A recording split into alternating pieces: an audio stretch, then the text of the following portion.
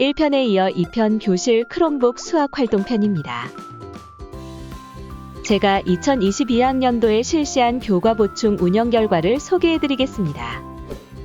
경기도교육청에서는 교과 보충을, 서울교육청에서는 점프업, 키다리셈이란 프로그램을 학생들의 학력 보충을 위해 운영했습니다. 다른 지역에서도 비슷한 프로그램을 운영했을 겁니다. 저는 운영인원을 4명으로 정해놓고 운영하다 보니 교과 부진 학생 3명은 1편에 소개드린 수학 익힘책으로 만든 수학학습지로 진행했고, 수학 성적이 상위권인 1명에 대해서는 수학심화학습지를 제작해서 사용했습니다. 1년 44차시로 운영한 결과 4명 학생 모두 프로그램 후반부에는 수학 실력이 향상되어 수학심화학습지로 학습했습니다. 다음 내용은 교과 보충 프로그램이 끝나고 실시한 학부모 만족도 설문 주관식 답변입니다.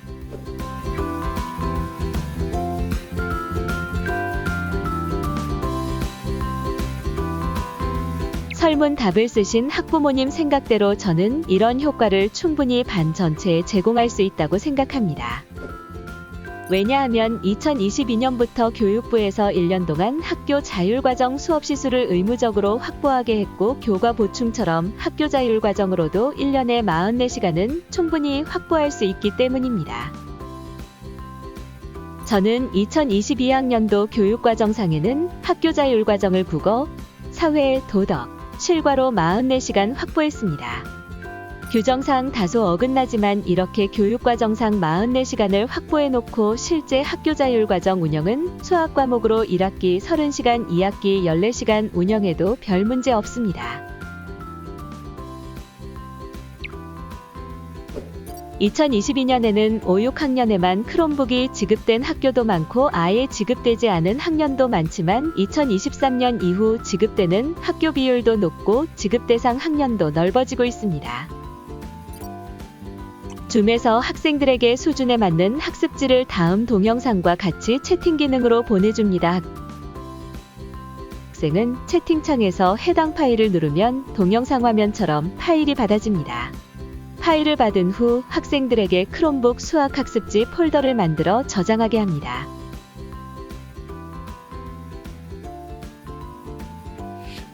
학생들이 받은 PDF 파일을 풀면서 모르는 부분이 나오면 교사에게 줌 채팅으로 도움을 요청하고, 교사는 소회의실을 4개 정도 만든 후 소회의실을 돌아다니며 일일 지도합니다. 소회의실에 들어오는 학생들은 로테이션으로 돌아가며 들어오게 합니다.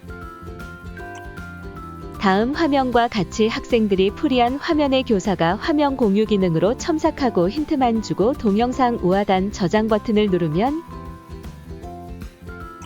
캡처 화면이 저장됩니다. 학생들에게 교사가 힌트를 준 캡처 화면 파일을 저장하는 폴더를 따로 만들게 하고 거기에 저장한 후 이어서 풀게 하면서 교사는 다른 소회의실을 돌아다닙니다. 그리고 소회의실에 들어올 필요가 있는 학생들도 로테이션으로 바꿔줍니다. 수학 진도를 나가며 이렇게 수업 진행을 하는 것은 불가능에 가깝지만 학기 말에 1년에 30에서 50시간 정도 확보해 수학 개별화 지도를 이런 방식으로 한다면 엄청난 개별화 지도는 물론 그보다 훨씬 중요한 개별화 맞춤형 수학 학습 방법을 지도할 수 있습니다. 그리고 제가 수학에서 통하는 방법은 다른 과목에서도 통한다고 하니 학생들에게 상당한 동기유발을 일으켰습니다.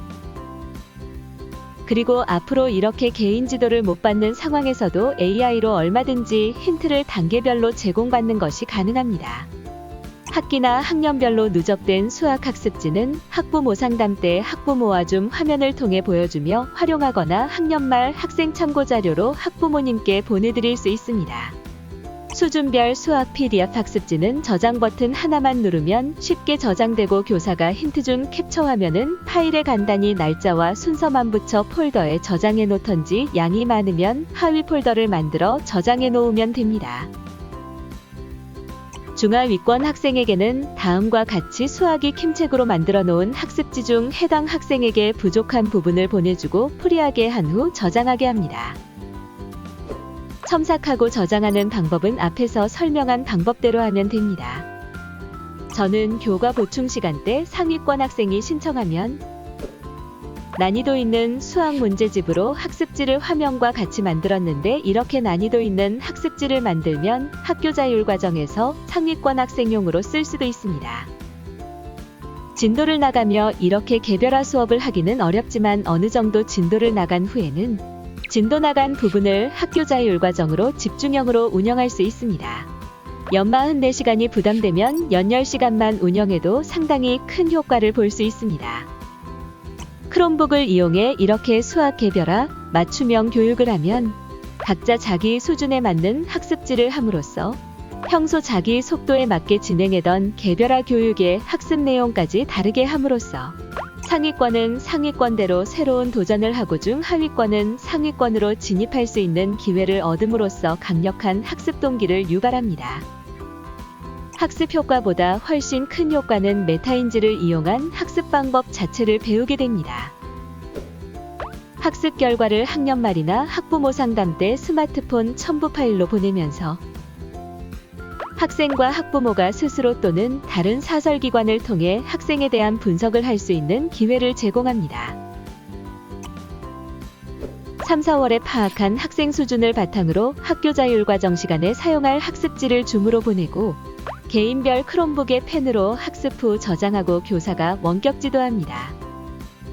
풀이 공간이 모자라 크롬북으로 추가로 풀이하는 학습지는 쪽번호를 화면과 같이 동그라미 형식으로 매겨 구분합니다. 메타인지 학습법 효과를 살리기 위해 두 번째, 세 번째 풀고 서로 비교하는 방법을 학생들에게 학습시키는 방법입니다. 두 번째 푼 학습지는 화면처럼 왼쪽에 쪽번호를 매기게 하고 칸이 모자랄 때 쓰는 보충용 풀이과정 학습지는 화면처럼 동그라미 쪽수를 왼쪽에 매깁니다. 세 번째 푼 학습지와 보충용 풀이과정 학습지는 화면처럼 오른쪽에 쪽수를 매깁니다.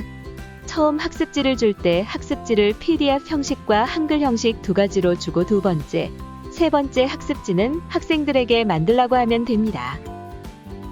교사가 준 파일 전송으로 보내고 학생 본인이 만든 두 번째, 세 번째 학습지를 화면과 같이 폴더로 만들게 한 후 모품 문제를 최대 추가로 2번 더 풀게 하고 풀이 회차에 따른 본인의 풀이 과정으로 패드로 비교하게 하면 메타인지 개별화 학습 방법을 학생들에게 학습시킬 수 있습니다. 패드의 장점은 여러 PDF 파일을 패드에 창 여러 개로 띄워놓고 띄웠다가 내렸다가 하며 비교하며 볼 수 있다는 점입니다. 화면과 같이 교사 패드에 학생별로 추가 풀이를 해야 할 문항을 기록하는 파일을 만들어두고 원격 지도 시 학생별로 추가로 풀어야 할 문제를 교사 패드에 기록합니다. 학생들이 회차별 풀이를 비교할 때 해당 페이지를 찾기 쉽도록 하기 위해 화면과 같이 표로 정리하는 방법을 안내합니다. 화면 블로그 주소의 내용 중 가장 소개하기 좋은 부분만 최근 유튜브로 만들기 시작했고 제 모든 교육 노하우는 15년 동안 문서로 정리하며 블로그에 올려놓았으니 관심 있으신 분은 다운받아서 보시기 바랍니다.